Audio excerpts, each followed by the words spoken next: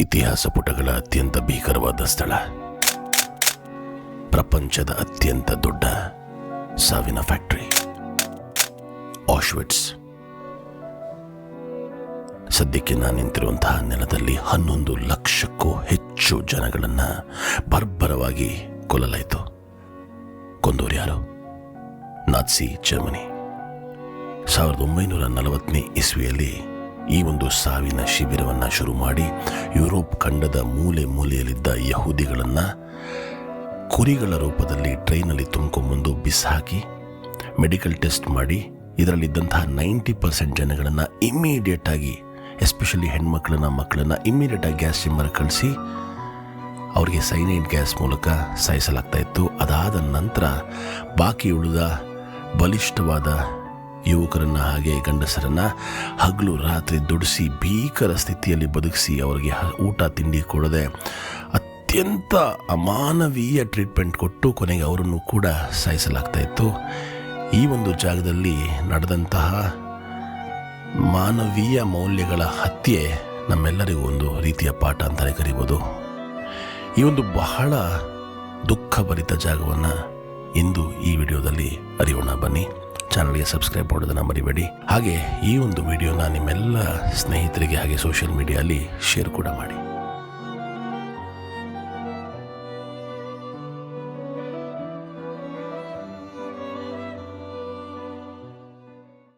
ನಮಸ್ಕಾರ ಎಲ್ಲರೂ ಹೇಗಿದ್ದೀರಾ? ನಾನು ನಿಮ್ಮ ಗ್ಲೋಬಲ್ ಕನ್ನಡಿಗ ಮಹಾಬಲರಾಮ್, ಪೋಲೆಂಡ್ ದೇಶದ ಕ್ರಾಕೌ ನಗರದಿಂದ ಮಾತಾಡ್ತಾ ಇದ್ದೀನಿ. ಈ ಒಂದು ಆಶ್ವಿಟ್ಸ್ ಮತ್ತು ಬಿರ್ಕೆನೌ ಟೂರ್ ಹೇಗೆ ಮಾಡಬೇಕು, ಇದೊಂಥರ ಡೈರೆಕ್ಟ್ ಟೂರಿಸಮ್ ಅಂತಲೇ ಹೇಳ್ಬೋದು ಯೂಶ್ವಲ್ಗಿಂತ. ಯಾಕೆಂದರೆ ಇಲ್ಲಿಗೆ ಬರೋದಕ್ಕೆ ಒಂದು ರೀತಿಯ ಮನಸ್ಥಿತಿ ಬೇಕು. ಬಹಳ ಇಲ್ಲಿ ಬಂದ ತಕ್ಷಣ ಒಂಥರ ಡಿಪ್ರೆಸಿಂಗ್ ಫೀಲಿಂಗ್ ಆಗಿಬಿಡುತ್ತೆ. ಆದ್ರೂ ನಿಮ್ಮೆಲ್ಲರಿಗೂ ಇನ್ಫಾರ್ಮೇಷನ್ ಕೊಡಲೇಬೇಕಲ್ವಾ? ನೀವು ಬಂದಾಗ ಹೇಗೆ ಬರ್ಬೋದು, ಈ ಒಂದು ಜಾಗವನ್ನು ಹೇಗೆ ವಿಸಿಟ್ ಮಾಡ್ಬೋದಪ್ಪ ಅಂದರೆ, ಫಸ್ಟು ನೀವು ಮಾಡಬೇಕಾಗಿರೋದು ಪೋಲ್ಯಾಂಡ್ನ ಕ್ರಾಕೌಗೆ ಬರಬೇಕು. ಕ್ರಾಕೌವಲ್ಲಿ ನಿಮಗೆ ಆನ್ಲೈನಲ್ಲಿ ಟಿಕೆಟ್ಸ್ನ ಬುಕ್ ಮಾಡ್ಕೋಬೋದು. ಆದರೆ ಒಂದು ಕಂಡೀಷನ್ ಇದೆ, ಈ ಒಂದು ಜಾಗಕ್ಕೆ ವಿತೌಟ್ ಗೈಡು ನೀವು ಬರೋಕ್ಕೆ ಅವಕಾಶ ಇಲ್ಲ. ಆದ್ದರಿಂದ ಯಾವುದಾದ್ರು ಒಂದು ಟೂರ್ ಕಂಪ್ನಿ ಮೂಲಕನೇ ಬರಬೇಕು. ನಾನು ಬಂದಿರೋದು ಗೆಟ್ ಯುವರ್ ಗೈಡ್ ಅಂತ ಒಂದು ಟೂರ್ ಕಂಪ್ನಿ.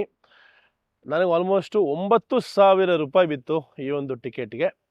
ನಿಮಗೆ ಇನ್ನೂ ಸ್ವಲ್ಪ ಕಮ್ಮಿಗೂ ಸಿಗ್ಬೋದು, ಜಾಸ್ತಿಗೂ ಸಿಗ್ಬೋದು, ಡಿಪೆಂಡ್ಸ್ ಆನ್ ದ ಸೀಸನ್, ಯಾವ ಒಂದು ಕಂಪ್ನಿಯನ್ನು ಬಳಕೆ ಮಾಡ್ತಾ ಇದ್ದೀರಾ ಅಂತ. ಕ್ರಾಕೋವಿಂದ 25 ಕಿಲೋಮೀಟ್ರು. ಬರ್ತಿದ್ದಂಗೆ ನಿಮಗೆ ಒಂದು 5 ನಿಮಿಷ ಬ್ರೇಕ್ ಕೊಡ್ತಾರೆ. ಆ 5 ನಿಮಿಷದ ಬ್ರೇಕಲ್ಲಿ ನಿಮ್ಮ ಹತ್ರ ಮಾತಾಡ್ತಾ ಇದ್ದೀನಿ. ಚಿಕ್ಕ ಬ್ಯಾಗ್ ಮಾತ್ರ ಲವ್ ಮಾಡ್ತಾರೆ, ದೊಡ್ಡ ಬ್ಯಾಗ್ ತರಕ್ಕೆ ಹೋಗಬೇಡಿ. ಬ್ಯಾಗ್ ಒಳಗೆ ಒಂದಿಷ್ಟು ಸ್ನ್ಯಾಕ್ಸು, ನೀರು ಮತ್ತು ನಿಮ್ಗೆ ಏನಾದ್ರು ಅವತ್ತಿನಕ್ಕೆ ಬೇಕಾಗಿರೋ ಅಷ್ಟು ಸ್ನ್ಯಾಕ್ಸ್ನು, ಯಾಕಂದರೆ ಈಗ ಬೆಳಗ್ಗೆ 7:30ಯಿಂದ ಮಧ್ಯಾಹ್ನ 1 ಗಂಟೆವರೆಗೂ ಬೇಕಾಗೋಷ್ಟು ಊಟ ತಿಂಡಿಗಳನ್ನು ತಂದಿಟ್ಕೊಳ್ಳಿ. ಇಲ್ಲಿ ಸಿಗುತ್ತೆ, ಆದರೆ ಸಿಕ್ಕಾಪಟ್ಟೆ ಕಾಸ್ಟ್ಲಿ ಇರುತ್ತೆ ಮತ್ತು ಎಲ್ಲ ಡಬಲ್ ಕಾಸ್ಟ್ ಇರುತ್ತೆ. ಎಣ್ಣೆ ಹೊಡೆದ್ರೆ ಒಳಗೆ ಬಿಡಲ್ಲ. ಅದಾದಮೇಲೆ ಫ್ಲ್ಯಾಶ್ ಲೈಟ್ಸ್ನ ಬಳಕೆ ಮಾಡಿ ನೀವು ಫೋಟೋಗ್ರಫಿಯನ್ನು ಅಥವಾ ವಿಡಿಯೋಗ್ರಫಿಯನ್ನು ಮಾಡೋಕ್ಕೆ ಅವಕಾಶ ಇಲ್ಲ. ಕೆಲವು ಜಾಗಗಳಲ್ಲಿ ಫೋಟೋಗ್ರಫಿ ವಿಡಿಯೋಗ್ರಫಿ ಮಾಡ್ಬೋದು, ಕೆಲವು ಜಾಗದಲ್ಲಿ ಮಾಡೋ ಹಾಗಿಲ್ಲ. ನಿಮ್ಮ ಗೈಡು ಪ್ರತಿಯೊಂದನ್ನು ನಿಮಗೆ ಇನ್ಫಾರ್ಮ್ ಮಾಡ್ತಾರೆ. ಸೊ ಇದು ಇಲ್ಲಿಗೆ ಬರುವಂತಹ ದಾರಿ. ಮೊದಲನೇದಾಗಿ ನಿಮಗೊಂದು ಆಡಿಯೋ ಗೈಡನ್ನು ಕೊಡಲಾಗುತ್ತೆ. ತದನಂತರ ನಿಶಬ್ದತೆಯನ್ನು ಮೇಂಟೈನ್ ಮಾಡೋದಕ್ಕೆ ಹೇಳ್ತಾರೆ. ಈ ಒಂದು ಪ್ಯಾಸೇಜ್ನಲ್ಲಿ ಇಲ್ಲಿ ಹತ್ಯೆಗೊಳಗಾದಂತಹ ಜನಗಳ ಹೆಸರನ್ನು ಹೇಳಲಾಗುತ್ತೆ. ಈ ಜಾಗದಲ್ಲಿ ವ್ಲಾಗ್ ಮಾಡೋದು ಬಹಳ ಕಷ್ಟ. ಕೆಲವು ಸಲ ಆಡಿಯೋಲು ಅನಿಸ್ಬೋದು. ಆದಷ್ಟು ಬ್ಯಾಕ್ಗ್ರೌಂಡ್ ವಾಯ್ಸ್ ಕೊಟ್ಟು ಎಕ್ಸ್ಪ್ಲನೇಷನ್ ಕೊಡೋಕ್ಕೆ ಪ್ರಯತ್ನವನ್ನು ಮಾಡ್ತೀನಿ.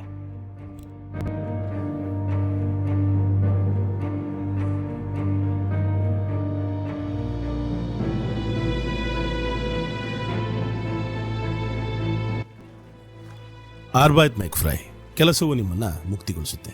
ಈ ನುಡಿಗಟ್ಟು 1873ನೇ ಇಸ್ವಿಯಲ್ಲಿ ಲಾರೆನ್ಸ್ ಡೆಫೆನ್ಬ್ಯಾಚ್ ಅವರ ಕಾದಂಬರಿಯಲ್ಲಿ ಬಂದಿರ್ತಾರೆ.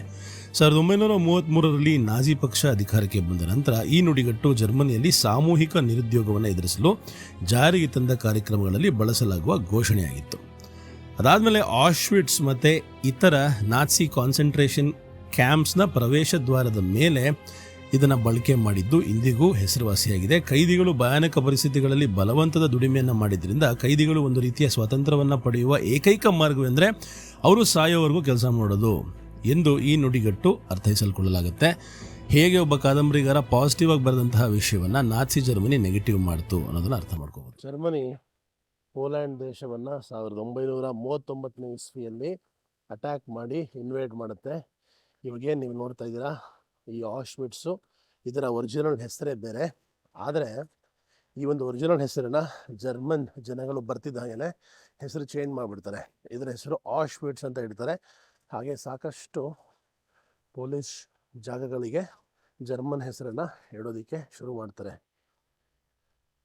ಈಗ ಈ ಒಂದು ಜಾಗದಲ್ಲಿ 3 ಕ್ಯಾಂಪ್ಗಳಿವೆ: ಆಶ್ವಿಟ್ಸ್ 1, ಆಶ್ವಿಟ್ಸ್ 2, ಆಶ್ವಿಟ್ಸ್ 3. ನಾವು ಇರುವಂತಹ ಜಾಗ ಆಶ್ವಿಟ್ಸ್ 1. ಆ್ಯಕ್ಚುಲಿ ಈ ಒಂದು ಜಾಗ ಯೂಸ್ ಮಾಡ್ತಾ ಇದ್ದಿದ್ದು ಪೋಲ್ಯಾಂಡ್ ದೇಶದ ಪ್ರಿಸನರ್ಸ್ ಆಫ್ ವಾರ್ನ ಹಿಂಸೆ ಕೊಡೋದಕ್ಕೆ. ಬಟ್ ಅದಾದಮೇಲೆ ಏನಾಯ್ತಪ್ಪ ಅಂದರೆ, ಯಾವಾಗ ಜರ್ಮನಿಯ ನಾತ್ಸಿ ಆರ್ಮಿ, ಹಿಟ್ಲರ್ ಹಾಗೆ ಅವರ ಸಂಗಡಿಗರು ತಮ್ಮ ರೇಸೇ ಜಗತ್ತಿನ ಅತ್ಯಂತ ದೊಡ್ಡ ರೇಸು, ಮಿಕ್ಕಿದವರೆಲ್ಲ ವೇಸ್ಟ್ ಬಾಡಿಗಳು ಅಂತ ಡಿಸೈಡ್ ಮಾಡಿ ಎಸ್ಪೆಷಲಿ ಜ್ಯೂ ಜನಗಳನ್ನು ಪ್ರಾಸಿಕ್ಯೂಟ್ ಮಾಡೋದಕ್ಕೆ ಶುರು ಮಾಡಿದ್ರು. ಆಗ ಈ ಒಂದು ಜಾಗಕ್ಕೆ ಟ್ರೈನ್ಗಳಲ್ಲಿ ಕುರಿ ಥರ ತುಂಬಿಸ್ಕೊಂಬಂದು ಈ ಒಂದು ಜಾಗದಲ್ಲಿ ಎಕ್ಸಿಕ್ಯೂಟ್ ಮಾಡೋದಕ್ಕೆ ಶುರು ಮಾಡಿದ್ರು. ಹೇಗೆ ಮಾಡಿದ್ರು ಅನ್ನೋದನ್ನು ಎಕ್ಸ್ಪ್ಲೇನ್ ಮಾಡ್ತೀನಿ ಬನ್ನಿ. ಯಾಕೆ ನಾಟ್ಸಿ ಜರ್ಮನಿಗೆ ಜ್ಯೂಸ್ ಕಂಡ್ರೆ ಆಗ್ತಾ ಇರಲಿಲ್ಲ? ಜ್ಯೂಸ್ ಅಂದರೆ ಜರ್ಮನ್ಸ್ ಪ್ರಕಾರ ಒಂದು ಕೆಟ್ಟ ರೇಸ್. ಬರೀ ಅವರೊಬ್ಬರೇ ಅಲ್ಲ, ರೋಮನ್ಸ್ ಕೂಡ, ಸೋವಿಯಟ್ಸ್ ಕೂಡ ಅವರ ಒಂದು ಬ್ರೀಡ್ಗಿಂತ ಕೆಟ್ಟ ಬ್ರೀಡ್ ಅಂತ. ಅದಕ್ಕೋಸ್ಕರ ಅವ್ರೇನು ಮಾಡ್ತಾಯಿದ್ರಪ್ಪ ಅಂದರೆ, ಪ್ರತಿಯೊಂದು ಮೂಮೆಂಟಲ್ಲೂ ಕೂಡ ನಾಟ್ಸಿ ಐಡಿಯಾಲಜಿಯಲ್ಲಿ ಜೂವಿಷ್ ಜನಗಳನ್ನು ಹೇಟ್ ಮಾಡ್ತಾಯಿದ್ರು. ಎಸ್ಪೆಷಲಿ ಹಿಟ್ಲರು ಈ ಒಂದು ಪ್ರೊಪಗಂಡನ ನೆಕ್ಸ್ಟ್ ಲೆವೆಲ್ಗೆ ತೊಗೊಂಡು ಹೋದರು.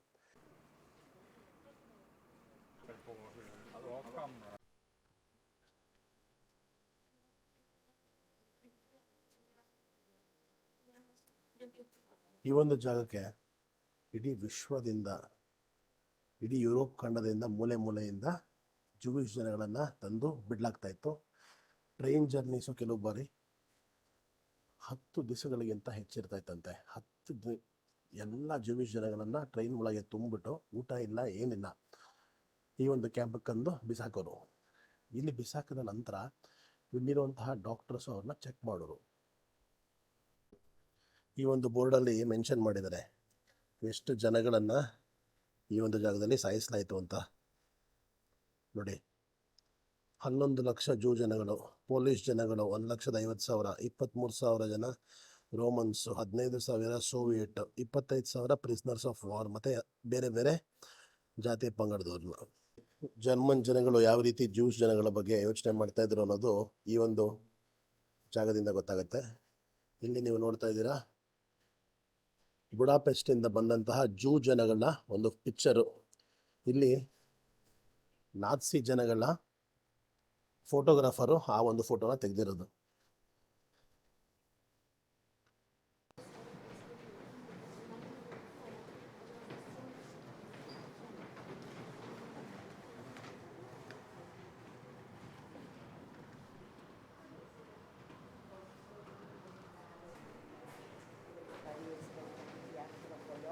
ಈ ಒಂದು ಫೋಟೋಲಿ ಕ್ಲಿಯರ್ಲಿ ಗೊತ್ತಾಗುತ್ತೆ ಹೇಗೆ ಸೆಲೆಕ್ಟ್ ಮಾಡ್ತಾ ಇದ್ರು ಅಂತ.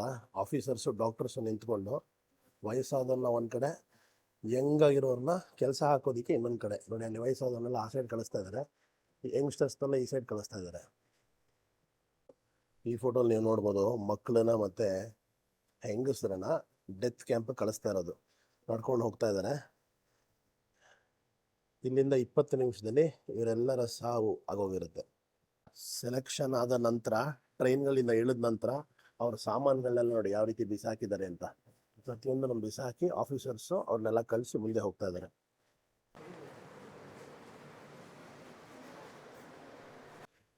ಇಲ್ಲಿ ನೀವು ನೋಡ್ತಾ ಇರುವಂತಹ ಫೋಟೋ ಬಹಳ ಮುಖ್ಯವಾದ ಫೋಟೋ. ಈ ಫೋಟೋಲಿ ಏನು ಕಾಣಿಸ್ತದೆ ಅಂದರೆ, ಬಾಡಿಗಳು ಗ್ಯಾಸ್ ಚೇಂಬರಿಂದ ಆಚೆ ಬಂದ ಮೇಲೆ ಬಾಡಿಗಳನ್ನು ಏನು ಮಾಡ್ತಾಯಿದ್ರು, ಅಷ್ಟೊಂದು ಒಂದು ದಿವಸಕ್ಕೆ 10,000 ಬಾಡಿಗಳನ್ನ ಎಲ್ಲಿಂದ ಸುಡೋಕ್ಕಾಗತ್ತೆ. ಅವಾಗ ಏನು ಮಾಡ್ತಾಯಿದ್ರು, ಇಲ್ಲಿರುವಂತಹ ಪ್ರಿಸ್ನರ್ಸು, ಜೂವಿಷ್ ಪ್ರಿಸ್ನರ್ಸ್ ಕೈಲೇ ಜೂವಿಷ್ ಡೆಡ್ ಬಾಡೀಸ್ನ ಓಪನ್ ಆಗಿ ಆಚೆ ಕಡೆ ಬರ್ನ್ ಮಾಡೋಕ್ಕೆ ಶುರು ಮಾಡಿದ್ರು. ಇದನ್ನು ಕೆಲವರು ಸೀಕ್ರೆಟಾಗಿ ಫೋಟೋ ತೆಗೆದು ಆಚೆ ಕಡೆಗೆ ಈ ಒಂದು ಮೆಸೇಜ್ನ ತಿಳಿಸ್ಬೇಕು ಅಂತ ಪ್ರಯತ್ನ ಪಟ್ಟರು. ಆದರೆ ಆ ಮೆಸೇಜ್ ಆಚೆ ಹೋದ್ಮೇಲೂ ಕೂಡ ಏನೂ ಮ್ಯಾಟ್ರ್ ಆಗಲಿಲ್ಲ, ಯಾರೂ ಹೆಲ್ಪ್ ಮಾಡಲಿಲ್ಲ. ಈ ಒಂದು ಸೈನೈಡು ಯಾವ ರೀತಿ ಸಾಯಿಸ್ತಾ ಇತ್ತಪ್ಪ ಅಂದರೆ, ದೇಹದಲ್ಲಿ ಒಳಗಿರುವಂತಹ ಆಕ್ಸಿಜನನ್ನು ಸಂಪೂರ್ಣವಾಗಿ ಆಚೆ ತೆಗೆದುಬಿಡೋದು. ಸೊ ಒಂಥರ ಸ್ಲೋ ಮತ್ತು ಪೇನ್ಫುಲ್ ಡೆತ್ತು. ಜನಗಳು ಒದ್ದಾಡಿ ಸಾಯೋರು. 10 ದಿವಸಗಳು ಟ್ರೈನ್ ಜರ್ನಿ ಮಾಡಿದ್ದೀರಾ, ಆರಾಮಾಗಿ ಬಂದು ಶವರ್ ಮಾಡಿ ಅಂತ ಹೇಳಿ ಸುಳ್ಳು ಹೇಳಿ ಈ ಒಂದು ಕೆಲಸವನ್ನು ಮಾಡ್ತಾಯಿದ್ರು. ನೋಡಿ ಯಾವ ರೀತಿ ಕ್ಯಾನಿಸ್ಟರ್ಸು, ಆ ಒಂದು ಸೈಕ್ಲಾನ್ದು ಡಬ್ಬಗಳು ಯಾವ ರೀತಿ ಇರ್ತಾಯಿತ್ತು ಅಂತ ಇಲ್ಲಿ ಜೋಡಿಸ್ಯಾರೆ.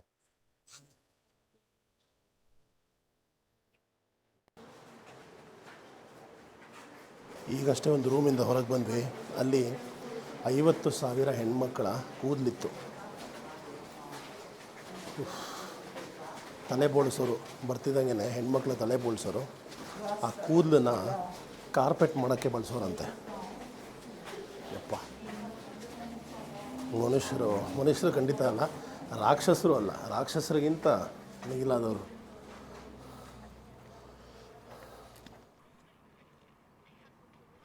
ಹುಡುಗಿರನ್ನ ಯಾವಾಗಲೂ ಸಪ್ರೇಟಾಗಿ ಇಡೋರು. ಜರ್ಮನ್ ನಾತ್ಸಿ ರಾಕ್ಷಸರು ಹೆಣ್ಮಕ್ಳನ್ನು ಎಂಥ ಕಂಡೀಷನಲ್ಲಿ ಇಡೋರು ಅಂದರೆ ಯಾರು ಇಮ್ಯಾಜಿನೂ ಮಾಡೋಕ್ಕಾಗಲ್ಲ. ಅವ್ರಿಗೆ ಯಾವುದೇ ರೀತಿಯ ಸ್ಯಾನಿಟ್ರಿ ಇರಲಿಲ್ಲ, ಟಾಯ್ಲೆಟ್ಸ್ ಇರಲಿಲ್ಲ, ಎಲ್ಲ ಅಲ್ಲಲ್ಲೇ ತಲೆ ಬೋಳ್ಸೋರು, ಆಮೇಲೆ ಚಿತ್ರಹಿಂಸೆ ಕೊಡೋರು, ಕೆಲಸಕ್ಕೆ ಹಾಕೋರು. ನೋಡಿ ಇದೆಲ್ಲ ಮೆಟೀರಿಯಲ್ ಪ್ರೂಫು, ಏನೇನು ಮಾಡಿದ್ರು ಇಲ್ಲಿ ಅಂತ. ಇದು ಜನಗಳ ಕನ್ನಡಕಗಳು, ಎಷ್ಟು ಕನ್ನಡಕಗಳಿದೆ ನೋಡಿ. ಇದು ಜೂವಿಷ್ ಪ್ರೇಯರ್ ಮಾಡುವಂತಹ ಶಾಲ್ಗಳು, ಬಾಚಣಿಗೆ, ಶೂ ಚಪ್ಪಲಿಗಳು, ಬಟ್ಟೆಗಳು, ಜನಗಳ ವಸ್ತುಗಳು. ಕೆಲವರಿಗೆ ಕಾಲು ಮುರಿದೋಗಿರೋರಿಗೆ ಕ್ರಚಸ್ ತಂದಿದ್ದು, ಮತ್ತು ಬಾಡಿ ಸಪೋರ್ಟು, ಸಂಪೂರ್ಣ ನೋಡಿ ಎಲ್ಲ ಹಾಗಾಗಿದೆ. ಜೂವಿಷ್ ಜನಗಳ ಪಾತ್ರೆ ಸಾಮಾನು,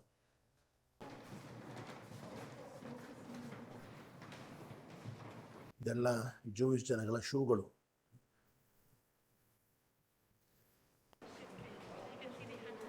ಇದು ಮಕ್ಕಳ ಶೂಗಳು. ಎಷ್ಟು ಒಂದು ಪೇರ್ ಅಂದರೆ ಒಂದು ಮಗು ಲೆಕ್ಕ ಹಾಕೊಳ್ಳಿ. ಇದು ಬರೀ ಸಿಕ್ಕಿರೋದು, ಸಿಗದೇ ಇರೋದು. ಇದೆಲ್ಲ ಜೂವಿಷ್ ಜನಗಳ ಸೂಟ್ ಕೇಸ್ಗಳು. ಅವ್ರನ್ನೆಲ್ಲ ಉಟ್ಟು ಬಟ್ಟೆಯಿಂದ ಮನೆಯಿಂದ ಕರ್ಕೊಂಬಂದ ನಂತರ ಇಲ್ಲಿ ಮೆಡಿಕಲ್ ಟೆಸ್ಟಿಂಗ್ ಅಂದ್ಬಿಟ್ಟು ಮಾಡಿ, ತದನಂತರ ಇಮಿಡಿಯೇಟ್ಲಿ ಅವ್ರ ಲಗೇಜ್ನೆಲ್ಲ ಕಿತ್ಕೊಂಡು ಇವ್ರಿಗೊಂದು ಯೂನಿಫಾರ್ಮ್ ಕೊಟ್ಬಿಟ್ಟು ಲಗೇಜ್ನೆಲ್ಲ ಬಿಸಾಕ್ಬಿಡೋರು. ಬಿಸಾಕಿದಂತಹ ಲಗೇಜ್ಗಳು ಸಿಕ್ಕಿದೆ ನೋಡಿ. ಹಾನರ್, ಎನ್ನರ್ ಅಂದರೆ ಅವರವ್ರ ಹೆಸರುಗಳು ಕೂಡ ನೋಡ್ಬೋದು ಅದ್ರ ಮೇಲೆ. ಇನ್ನೊಂದು ಬಿಲ್ಡಿಂಗ್ ಒಳಗೆ ನೀವು ನೋಡಲಿದ್ದೀರಾ ಇಲ್ಲಿಯ ಪ್ರಿಸ್ನರ್ಸ್ನ ಲಿವಿಂಗ್ ಕಂಡೀಷನ್ಸ್ ಯಾವ ರೀತಿ ಇತ್ತು ಅಂತ. ಘೋರ.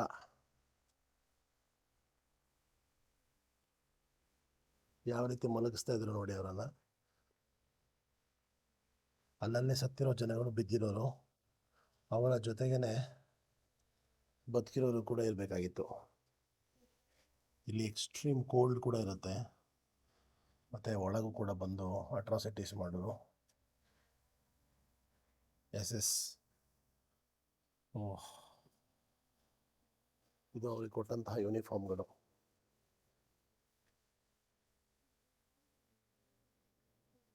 ಇವೆಲ್ಲರೂ ಇಲ್ಲಿ ಸತ್ತಂತಹ ಜೂವಿಷ್ ಜನಗಳು.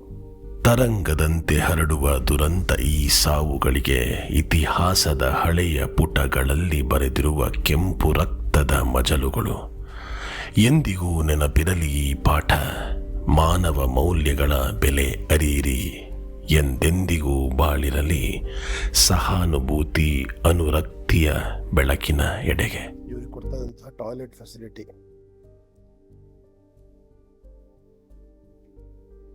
ಟಾಯ್ಲೆಟ್ ಬರ್ತೇವೆ, ಊಟ ತಿಂಡಿನೇ ಕೊಡ್ತಾರಲ್ಲ ಇವರಿಗೆ.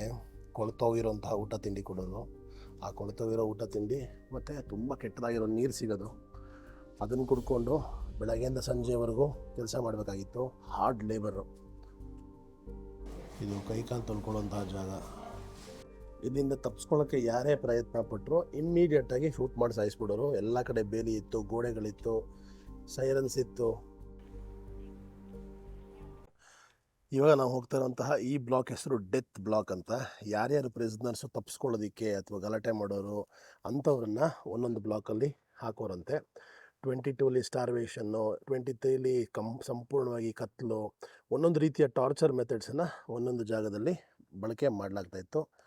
ಇದೇ ವಾಶ್ರೂಮಲ್ಲಿ ಹೆಣ್ಮಕ್ಳಿಗೆ ಬಟ್ಟೆ ಎಲ್ಲ ತೆಗೆಸಿ ಸಾಯಿಸೋ ಮುಂಚೆ ಕಳಿಸ್ತಾ ಇದ್ದಂತಹ ಜಾಗ. ಈ ಒಂದು ಬೇಸ್ಮೆಂಟಲ್ಲೇ ಘೋರವಾದ ಕೃತ್ಯಗಳನ್ನು ಮಾಡ್ತಾಯಿದ್ದು ಮತ್ತು ತಪ್ಪಿಸ್ಕೊಳ್ಳೋಂಥ ಪ್ರಿಸ್ನರ್ಸ್ನ ಕೂಡಾಕ್ತಾ ಇದ್ದಿದ್ದು.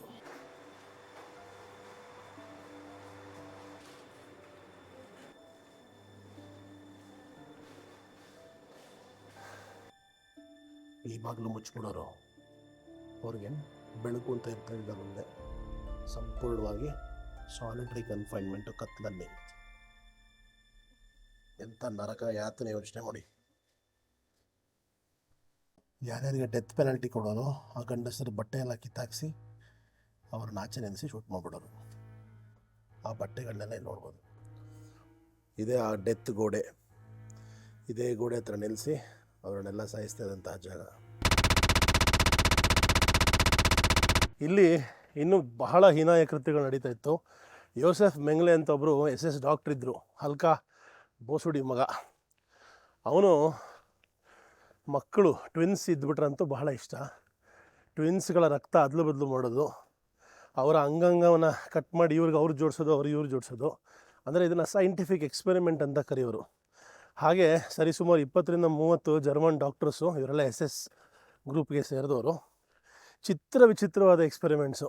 ಮನುಷ್ಯರನ್ನ ನಿದ್ದೆ ಮಾಡೋಕ್ಕೆ ಬಿಡದೆ ಅವ್ರನ್ನ ಎಚ್ಚರವಾಗಿಡೋದು, ಅವ್ರಿಗೇನಾಗತ್ತೆ ನೋಡೋದು. ಆಮೇಲೆ ಟೈಫಸ್ಸು ಮತ್ತು ಡೆಡ್ಲಿ ಕಾಯಿಲೆಗಳನ್ನು ಇಂಜೆಕ್ಟ್ ಮಾಡೋದು ದೇಹಕ್ಕೆ. ಅದಾದಮೇಲೆ ಹೆಂಗಾಗತ್ತೆ, ಏನಾಗುತ್ತೆ, ಅದಕ್ಕೆ ಕ್ಯೂರ್ ಕಂಡುಹಿಡಿಬೋದಾ ಅಂತ ಡೈರೆಕ್ಟಾಗಿ ಹ್ಯೂಮನ್ ಎಕ್ಸ್ಪೆರಿಮೆಂಟ್ಸ್ ಮಾಡೋದು. ಈ ರೀತಿ ಎಲ್ಲ ಮಾಡ್ತಾಯಿದ್ರಂತೆ.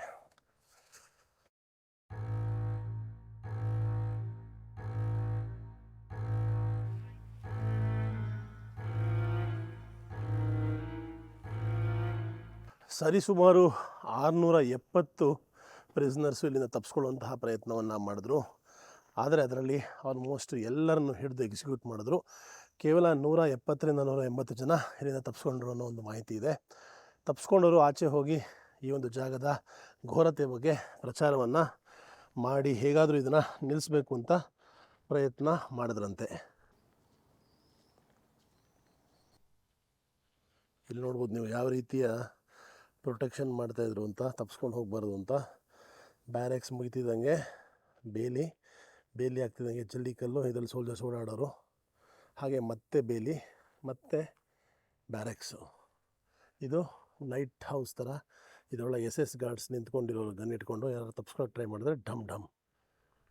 ಇದು ಜರ್ಮನ್ ಸೋಲ್ಜರ್ಸ್ ಮತ್ತು ಆಫೀಸರ್ಸ್ ಇರ್ತಾ ಇದ್ದಂತಹ ಕ್ವಾರ್ಟರ್ಸು. ಇವರಿಗೆ ಎಲ್ಲ ಫೆಸಿಲಿಟಿ ಇರೋದು, ಎಲ್ಲ ರೀತಿಯ ಹೀಟರ್ಸು, ಪ್ರತಿಯೊಂದು ಫೆಸಿಲಿಟಿ, ರಾಯಲ್ ಫೆಸಿಲಿಟೀಸ್ ಕೂಡ ಇರೋದು.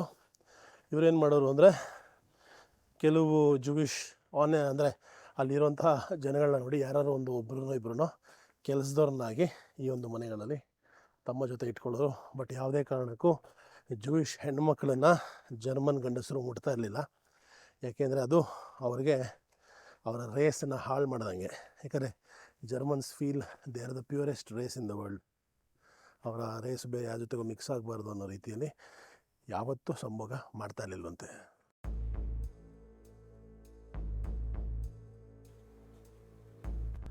ಈಗ ನಾವು ಆಗಿನ ಕಾಲದ deadliest place in the world ಅಂತಲೇ ಕರೀಬೋದು. ಇಲ್ಲಿನ ಗ್ಯಾಸ್ ಚೇಂಬರ್ಸ್ಗೆ ಎಂಟರ್ ಆಗ್ತಾ ಇದ್ದೀವಿ. ಮೈ ಜುಮ್ ಅಂತ ಇದೆ.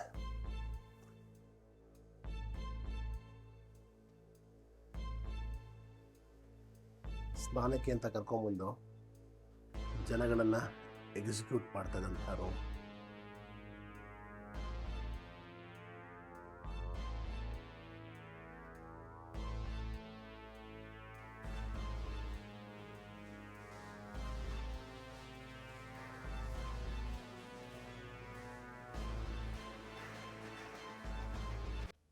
ಗ್ಯಾಸ್ ಮಾಡಿದ ನಂತರ ಬಾಡಿಗಳನ್ನು ಸುಡ್ತಾ ಇದ್ದಂಥ ಜಾಗ. ಕ್ರಿಮಿಟೋರಿಯಂ ಇತ್ತು ನೋಡಿ.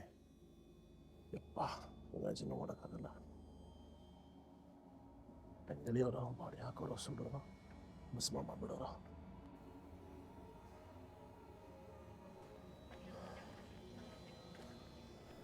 ಇಲ್ಲಿ ಬರ್ನ್ ಮಾಡಿದ್ಮೇಲೆ ಆ ಹೊಗೆ, ಆ ತಿಕ್ಕು ಹೊಗೆ ಇಲ್ಲಿಂದ ಮೇಲೆ ಹೋಗೋದು, ಆ ಚಿಮ್ನಿಯಿಂದ.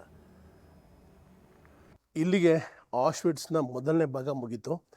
ಈಗ ಎರಡನೇ ಭಾಗದ ಕಡೆ ಅಥವಾ ಎರಡನೇ ಕ್ಯಾಂಪ್ ಕಡೆ ಹೋಗ್ತಾ ಇದ್ದೀವಿ.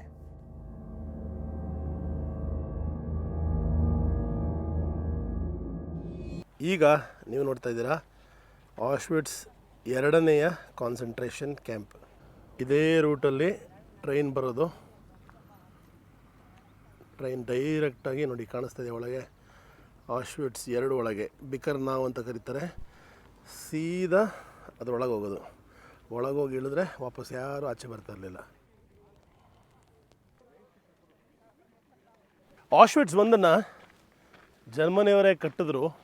ಆಶ್ವಿಟ್ಸ್ 2 ಮತ್ತು 3 ಜೂಯಿಷ್ ಪ್ರಿಸ್ನರ್ಸ್ನ ಬಳಕೆ ಮಾಡಿಕೊಂಡೇ ಕಟ್ಟಿಸಿದಂತಹ ವಿಶಾಲವಾದ ಜಾಗ. ಇದು ನೋಡ್ಬೋದು, ಇನ್ನೂ ತುಂಬಾ ದೊಡ್ಡದು ಮತ್ತು ಸಿಕ್ಕಾಪಟ್ಟೆ ಓಪನ್ ಏರಲ್ಲಿರುವಂತಹ ಒಂದು ಜಾಗ. ದನ ಕರುಗಳನ್ನು ಸಾಗಿಸ್ತಾ ಇದ್ದಂತಹ ಈ ಒಂದು ಕ್ಯಾರಿಯೇಜು, ಒಂದೊಂದು ಕ್ಯಾರಿಯೇಜಲ್ಲೂ ನೂರಾರು ಜನ ಜೂವಿಷ್ ಜನಗಳು, ಹೆಂಗಸರು, ಮಕ್ಕಳನ್ನು ತುಂಬಿ 10 ದಿವಸಗಳ ಕಾಲ ಕೆಲವು ಸಲ ಈ ಒಂದು ಕ್ಯಾರಿಯೇಜಲ್ಲಿ ನೋಡಿ ಒಂಚೂರು ಗಾಳಿ ಬೆಳಕೆ ಇಲ್ಲ, ಎಲ್ಲೋ ಒಂಚೂರು ಗಾಳಿ ಬೆಳಕು ಬರುತ್ತೆ, ತಂದು ಇಲ್ಲಿ ಬಿಸಾಕೋರು. ಇದರೊಳಗೆ ಬಂದರು ಅಂದರೆ ಅವ್ರ ಕತೆ ಫಿನಿಶ್ ಅಂತ ಅರ್ಥ. ಇಲ್ಲಿ ಅವ್ರು ಇಳಿದ ತಕ್ಷಣ ನೀರು ಕೂಡ ಇರ್ತಾ ಇರಲಿಲ್ಲ. ಇಲ್ಲೇ ಕೊಚ್ಚೆ ನೀರು ಏನಾದ್ರು ಬಿದ್ದಿದ್ರೆ ಅದನ್ನೇ ಕುಡಿಯೋರಂತೆ. ಅಂಥ ಹೀನಾಯ ಸ್ಥಿತಿ. ಸೆಲೆಕ್ಷನ್ ಆಗಲಿಲ್ಲ ಅಂದರೆ ಇಲ್ಲಿಂದ ಡೈರೆಕ್ಟಾಗಿ ಗ್ಯಾಸ್ ಚೇಂಬರು. ಈ ಒಂದು ಬೆರ್ಕೆನಾವಲ್ಲಿ 3 ಗ್ಯಾಸ್ ಚೇಂಬರ್ ಇದೆ. ಅದು ಲಿಬರೇಷನ್ ಅಂತ ಏನು ಹೇಳ್ತೀವಿ. ಸೋವಿಯೆಟ್ ಫೋರ್ಸಸ್ ಜೊತೆಗೂ ಕೂಡ ನಾಜಿ ಜರ್ಮನಿ ಯುದ್ಧಕ್ಕೆ ಹೋಗುತ್ತೆ, ಎಲ್ಲರ ಜೊತೆಗೂ ಯುದ್ಧಕ್ಕೆ ಹೋಗುತ್ತೆ. ಕೊನೆಗೆ ರಷ್ಯನ್ಸ್ನೂ ಕೂಡ ಎದುರಾಕೊಳ್ತಾರೆ. ಸೋವಿಯೆಟ್ಸ್ ಏನು ಮಾಡ್ತಾರೆ, ಸ್ಟಾಲಿನ್ ಇರ್ತಾರೆ ಅವಾಗ ರೂಲರು, ಸಂಪೂರ್ಣವಾಗಿ ಬಂದು ಜರ್ಮನಿಯನ್ನು ಛಿದ್ರ ಮಾಡೋಕ್ಕೆ ಶುರು ಮಾಡ್ತಾರೆ. ಇನ್ನೇನು ಮುಗೀತು ಜರ್ಮನಿ ಕತೆ ಅಂತ ಅಂದ್ಕೊಳ್ಳೋ ಅಷ್ಟೊತ್ತಿಗೆ ಇಲ್ಲಿಗೂ ಬರ್ತಾರೆ ಅವರು, ಯಾರು ಸೋವಿಯೆಟ್ ಸೋಲ್ಜರ್ಸು. ಇಲ್ಲಿ ಬಂದು 7,000 ಜನಗಳನ್ನು ಫ್ರೀ ಕೂಡ ಮಾಡ್ತಾರೆ. ಬಟ್ ಇನ್ನೂ ಎಷ್ಟೋ ಸಾವಿರ ಜನಗಳನ್ನು Germany soldiers, Nazi soldiers March ಮಾಡಿಕೊಂಡು ಕರ್ಕೊಂಡು ಹೋಗ್ತಾ ಇರ್ತಾರೆ ಬೇರೆ ಕಡೆಗೆ, ಇನ್ನೊಂದು ಕಡೆಗೆ. ಅವರನ್ನು ಉಳ್ಸೋಕ್ಕಾಗಲ್ಲ. ಎಷ್ಟೊಂದು ಜನ ದಾರಿಲೇ ಸತ್ತೋಗ್ತಾರೆ, ಅಲ್ಲೇ ಬಿದ್ದು ಸಾಯ್ತಾರೆ, ಹಸಿವಿಂದ ಸಾಯ್ತಾರೆ, ಶೂಟ್ ಮಾಡಿ ಸಾಯಿಸ್ತಾರೆ, ಇನ್ನೂ ಏನೇನೇನೋ ಆಗುತ್ತೆ. ಬಟ್ ಏನಂದರೆ ಫೈನಲಿ ಒಂದು ಜಾಗ ಲಿಬರೇಟ್ ಆಗುತ್ತೆ ಸೋವಿಯೆಟ್ ಯೂನಿಯನಿಂದ.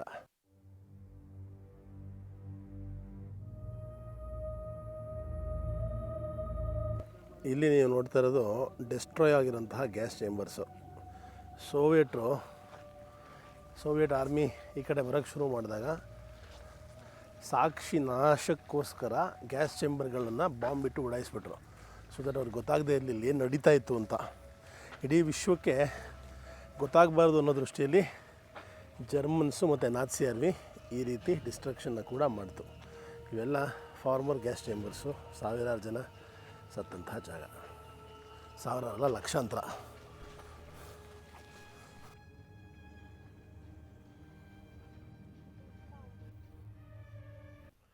ಈಗ ನಾನು ನಿಮಗೆ ಒಂದು ಬಹಳ ನೋವು ತರುವಂತಹ ಜಾಗವನ್ನು ತೋರಿಸ್ತೀನಿ.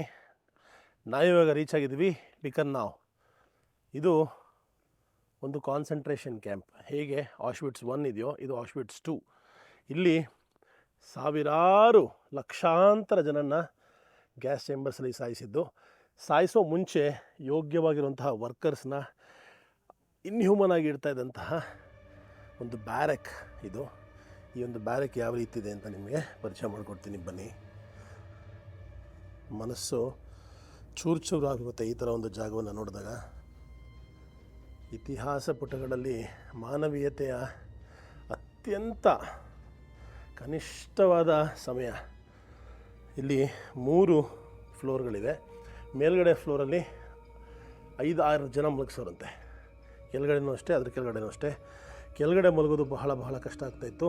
ಇಮ್ಯಾಜಿನು ಮಾಡೋಕ್ಕಾಗಲ್ಲ ನೋಡಿ. ಇಂಥ ಒಂದು ಜಾಗದಲ್ಲಿ 5-6 ಜನ ಮಲ್ಕೋಬೇಕು. ಕಾಲು ಸಾಲಲ್ಲ. ದೊಡ್ಡವರು ಗಂಡಸರು, ಹೆಂಗಸ್ರಿಗೆ ಬೇರೆ ಗಂಡಸರಿಗೆ ಬೇರೆ. ಮಾತಾಡಬೇಕು ಅಂದರೆ ಒಂಥರ ದುಃಖ ಬರ್ತದೆ ಒಳಗೆ. ಆ ಥರ ಕಂಡೀಷನ್ಸು. ಕೆಳಗಡೆ ಮಲಗಿದವರು ಹಾಗಾಗಿ ಸತ್ತೋಗ್ಬಿಡೋರಂತೆ, ಚಳಿ ತಡ್ಕೊಳಕ್ಕಾಗದೆ. ಸೊ ಅದಕ್ಕೂ ಕೂಡ ಹೋರಾಟ ಇತ್ತು. ಈ ಒಂದು ಜಾಗ ನೋಡಿದ್ರೆ ಮನ ಕಲಕಿ ಹೋಗುತ್ತೆ. ಎಷ್ಟೋ ಜನ ಇಲ್ಲೇ ಪ್ರಾಣ ಬಿಟ್ಬಿಡೋರಂತೆ. ಬೆಳಗ್ಗೆಯಿಂದ ರಾತ್ರಿವರೆಗೂ ದುಡಿಸಿ ಬರೀ ಒಂದಿಷ್ಟು ಸೂಪು, ಕೊಳಕ್ಕೆ ನೀರು ಕೊಟ್ಟು ಬದುಕಿಸ್ತಾ ಇದ್ದಂತಹ ನಾಜಿ ಜರ್ಮನಿ, SS, ಹಿಟ್ಲರ್, ಹಿಮ್ಲರ್, ಒಂದೊಂದು ಹೆಸರುಗಳು. ಅದಕ್ಕೆ ಅದಾದಮೇಲೆ ಇಸ್ರೇಲ್ನ ಮೊಸಾದು ಯಾರ್ಯಾರು ಉಳಿದಿದ್ರು ನಾಜಿ ಜರ್ಮನಿಯ ಸೋಲ್ಜರ್ಸ್ ಮತ್ತು ಕಮಾಂಡರ್ಸು ಹುಡುಕಿ ಸಾಯಿಸಿದ್ರು. ಇದು ಆಮೇಲೆ ಕರ್ಕೊಂಡು ವಾಪಸ್ ಇಸ್ರೇಲಿಗೆ ಕೂಡ ಕರ್ಕೊಂಡು ಹೋಗಿ ಪನಿಷ್ಮೆಂಟ್ ಕೂಡ ಮಾಡಿಸಿ ಹ್ಯಾಂಗ್ ಕೂಡ ಮಾಡಿದ್ರು. ನೋಡಿ, ಇಂತಹ ಬರ್ಬರತೆ ಯಾವ ಮನುಷ್ಯನಿಗೂ ಯಾರೂ ಕೊಡಬಾರ್ದು. ಅನ್ಇಮ್ಯಾಜಿನಬಲ್ ಅಂತಲೇ ಹೇಳಬೇಕು. ಇದು ಇಲ್ಲಿನ ಕತೆ ವ್ಯಥೆ ಭಾಳ ದುಃಖವಾಗಿ ಅದು ಹೇಳ್ಕೊಳಕ್ಕಾಗ್ತಾಯಿಲ್ಲ.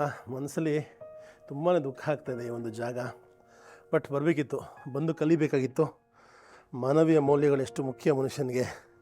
ಏನೇ ಮಾಡಿದ್ರು ಅದಕ್ಕೊಂದು ರೆಸ್ಪೆಕ್ಟು, ಘನತೆ ಇರಬೇಕು.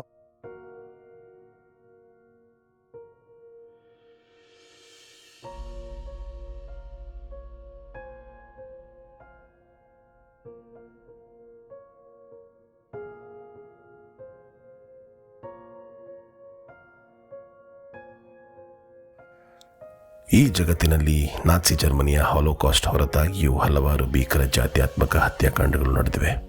1971ರಲ್ಲಿ ಪಾಕಿಸ್ತಾನಿ ಸೇನೆ ಪೂರ್ವ ಪಾಕಿಸ್ತಾನ ಅಂದರೆ ಇಂದಿನ ಬಾಂಗ್ಲಾದೇಶದಲ್ಲಿ ಅನೇಕ ಬಾಂಗ್ಲಾ ಮತ್ತು ಹಿಂದೂ ಜನರನ್ನು ಕ್ರೂರವಾಗಿ ಹತ್ಯೆ ಮಾಡಿತು. ಅಲ್ಲವೇ ಹಾಗೆ ಹತ್ಯಾಕಾಂಡದಲ್ಲಿ 30 ಲಕ್ಷಕ್ಕೂ ಹೆಚ್ಚು ಜನರ ಸಾವಾಯಿತು. ಪಾಕಿಸ್ತಾನಿ ಸೇನೆ ಲಕ್ಷಾಂತರ ಹಿಂದೂ ಮಹಿಳೆಯರ ಮೇಲೆ ಲೈಂಗಿಕ ದೌರ್ಜನ್ಯ ಕೂಡ ಮಾಡಿತು. ಈ ಕೊಲೆಗಾರಿಕೆಯಿಂದ ಅನೇಕ ಹಿಂದೂ ಕುಟುಂಬಗಳು ಭಾರತಕ್ಕೆ ವಲಸೆ ಬಂದು ಬದುಕಬಾರದ ಸ್ಥಿತಿಗೆ ತಲುಪಿತು. ಚೀನಾದ ಮಾವೋ ಸರ್ಕಾರದ ಸಮಯದಲ್ಲಿ ಸುಮಾರು 3.5 ಕೋಟಿ ಜನರು ಹಲವಾರು ಕಾರಣಗಳಿಂದ ಹತ್ಯೆಯಾದರು. ಸೋವಿಯತ್ ಯೂನಿಯನ್ನ ಸ್ಟಾಲಿನ್ ಆಡಳಿತದಲ್ಲಿ ಸುಮಾರು 6.2 ಕೋಟಿ ಜನ ತಮ್ಮ ಜೀವ ತ್ಯಜಿಸಿದರು. ಕಾಂಬೋಡಿಯಾದ ಖೆಮೆರ್ ರೂಜ್ ಸರ್ಕಾರ ಪಾಲ್ ಪಾಟ್ ಅನ್ನೋ ಡಿಕ್ಟೇಟರ್ನ ಆಡಳಿತದಲ್ಲಿ 1970ರ ದಶಕದಲ್ಲಿ ದೇಶದ ಒಟ್ಟು ಜನರಲ್ಲಿ 30% ಜನರನ್ನು ಕೊಂದಾಕ್ತು. ಸೂಡನ್ನ ದಪ್ಪೂರ್ ಪ್ರದೇಶ ಈ ಒಂದು ಜಾತಿಯ ಹತ್ಯೆಯಲ್ಲಿ 3 ಲಕ್ಷಕ್ಕೂ ಹೆಚ್ಚು ಜನರ ಹತ್ಯೆ ಆಯಿತು. ಈ ಎಲ್ಲ ಘಟನೆಗಳು ಇನ್ನೂ ಸಾಕಷ್ಟಿದೆ. ನಮ್ಮನ್ನು ಆಳಿದಂತಹ ಬ್ರಿಟಿಷ್ ಅದೆಷ್ಟು ಲಕ್ಷಾಂತರ ಜನಗಳನ್ನು ನಮ್ಮ ದೇಶದಲ್ಲಿ ಕ್ರೂರವಾಗಿ ಹತ್ಯೆ ಮಾಡಿದ್ದು ನಮ್ಮೆಲ್ಲರಿಗೂ ಗೊತ್ತಿರೋ ವಿಚಾರ. ಮುಂದೆಂದೂ ಈ ರೀತಿಯ ಹತ್ಯಾಕಾಂಡ ಪ್ರಪಂಚದಲ್ಲಿ ಎಲ್ಲೂ ನಡೆದಿರಲಿ ಅಂತ ಐ ಹೋಪ್ ಈ ವಿಡಿಯೋ ನಿಮಗೆ ಇಷ್ಟ ಆಗಿದೆ ಅಂತ ಅಪೇಕ್ಷೆ ಪಡ್ತೀನಿ. ಮತ್ತೆ ಸಿಗೋಣ ಮುಂದಿನ ವಿಡಿಯೋದಲ್ಲಿ ಇನ್ನೊಂದು ಅತ್ಯದ್ಭುತವಾದ ಜಾಗದಲ್ಲಿ. ಅಲ್ಲಿವರೆಗೂ ಟೇಕ್ ಕೇರ್, ಲವ್ ಯು. ಏನಾದರೂ ಆಗು, ಮೊದಲು ನೀ ಮಾನವನಾಗು.